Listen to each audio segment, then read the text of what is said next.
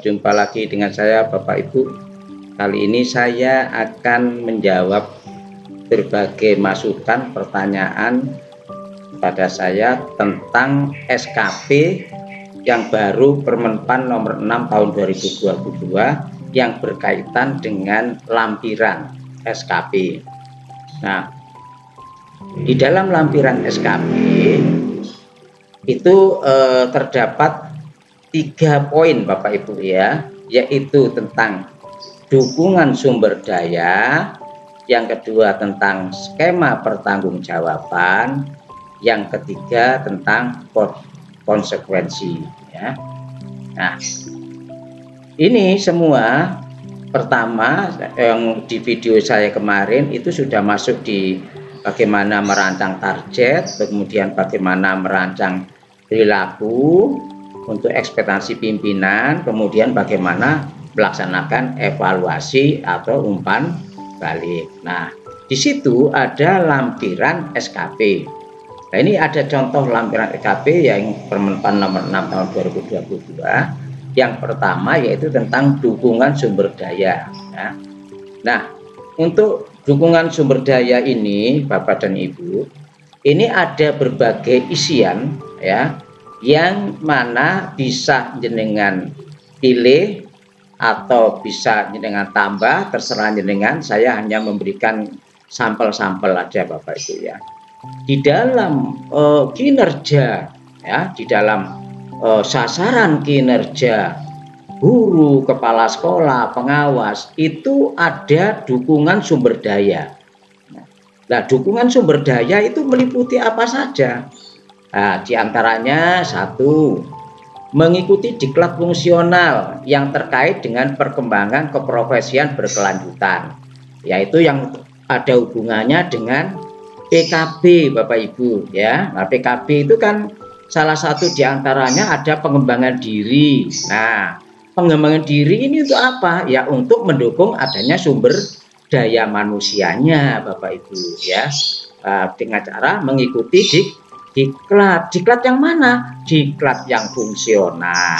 Nah, itu nomor satu ya.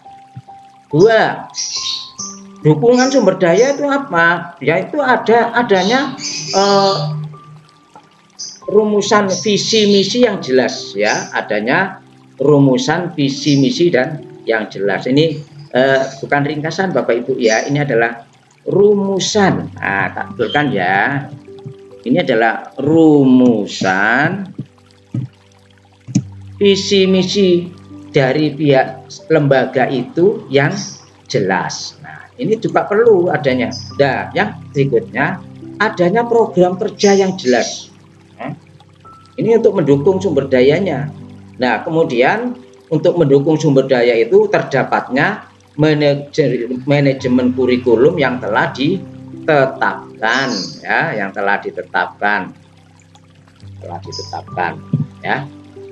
Nah, di mana pada saat awal itu di SKP itu juga ada Bapak Ibu, di dalam target itu awal tahun memprogram itu, yaitu ada 2 tambahan tugas yang relevan, diantaranya yaitu menyusun dokumen kurikulum itu untuk mendukung sumber daya manusianya, sumber daya yang ada di lembaga tersebut Bapak dan Ibu ya. Nah, yang kelima, adanya pembinaan akademis yang berkelanjutan. Ini untuk mendukung adanya sumber daya yang ada di sekolah tersebut ya. Ya, ini bisa lewat dukungan dari kepala sekolahnya, dari guru seniornya, dari koordinator PKB-nya, dari pengawas pembinanya. Nah, itu. Kemudian adanya dokumen kurikulum yang telah ditetapkan ya. Nah, ini setiap tahun itu ada dokumen 1, dokumen 2 Bapak Ibu ya, yang harus diserahkan, yaitu yang mendapat pengesahan dari pihak Dispendik. Nah, di situ sudah tercantum apa saja yang ada di dokumen kurikulum itu dengan catatan untuk mendukung adanya dukungan sumber daya. Kemudian pemberdayaan semua pendidik dan tenaga pendidik, ini jelas Bapak Ibu ya. Kemudian terjadinya kerjasama semua stakeholder. Ini adanya dukungan sumber daya, karena harus adanya kerjasama Bapak Ibu. Di antaranya ada istilahnya itu apa ya, pembinaan dengan teman sejawat ya, antara guru senior, guru yang junior. Nah ini tentunya bisa diselesaikan lewat KKG kecil yang ada di sekolah, KKG yang ada di gugus. Nah ini adanya kerjasama ya dari semua stakeholder. Nah kemudian adanya dukungan Sanpras yang memadai. Nah ya, adanya dukungan Sanpras yang memadai. Walaupun sudah persiapnya bagus, programnya bagus, tapi kalau sarana dan prasarananya itu tidak mendukung, maka tidak mungkin bisa mendukung sumber dayanya ya. Nah ini silakan Bapak Ibu tambah, boleh diedit, dikurangi, boleh, terserah Bapak Ibu, disesuaikan dengan kebutuhan yang ada di lembaga masing-masing ya. Oke, sekarang contoh lampiran SKP yang Romawi 2 yaitu skema pertanggungjawaban. Nah, skema dalam pertanggungjawaban di dalam apa yang telah program di SKP itu, di sasaran kinerja pegawai itu, yaitu diantaranya pelaksanaan tugas dilaporkan melalui jurnal guru kepada kepala sekolah. Ini kalau guru, kalau kepala sekolah ya dilaporkan pada kepala pengawas pembina ya. Kemudian kalau pengawas dilaporkan kepada Bapak Kabid GTK sebagai pimpinannya ya. Betul, pengawas itu di bawah naungan Kepala Dinas Pendidikan, tetapi biasanya didelegasikan pada Kabid GTK-nya ya. Kemudian pelaksanaan tugas akan direvisi setiap bulan. Nah, barangkali ada regulasi peraturan itu akan direvisi ya setiap bulannya. Kemudian kalau ada, kalau enggak ya enggak perlu Bapak Ibu ya. Kalau enggak ya enggak perlu. Ini alternatif. Saya memberikan contoh-contoh Bapak Ibu ya. Nah, kemudian adanya supervisi akademik ya, adanya supervisi akademik, saya tambahkan ya Bapak Ibu ya. Saya tambahkan. Nah, adanya supervisi akademik atau bimbingan yang berkelanjutan. Ini skema pertanggungjawabannya itu Bapak Ibu ya, adanya supervisi akademik yang berkelanjutan ya. Kemudian adanya penilaian kinerja dilakukan tepat waktu. Ini skema pertanggungjawabannya ini Bapak Ibu ya. Penilaian kinerjanya dilakukan tepat waktu. Skema pertanggungjawabannya adalah semua program kerja yang ada ditarget dilaksanakan sesuai waktunya ya. Nah, nanti kan ada rincian program kerja guru, program kerja kepala sekolah, pengawas ya, itu ya. Kemudian terdapatnya penilaian kinerja berjenjang. Nah, skemanya itu begitu Pak Ibu. Ada penilaian itu berjenjang. Penilaian dalam SKP sasaran kerja itu berjenjang, mulai dari guru senior, kemudian kepala sekolah, kemudian pengawas. Nah, ini berjenjang. Kalau guru dinilai sama guru senior, kalau guru senior dinilai oleh kepala sekolah, kalau kepala sekolah dinilai oleh pengawas dinilai oleh Kabid GTK-nya. Nah, jadi di sini ada skema pertanggungjawaban Bapak Ibu ya. Kemudian yang terakhir adanya evaluasi diri yang dilaksanakan oleh koordinator BKB. Nah, ini skema pertanggungjawabannya seperti itu. Nah, kira-kira Bapak Ibu butuh yang mana ini? Nah, mana yang Ibu pakai?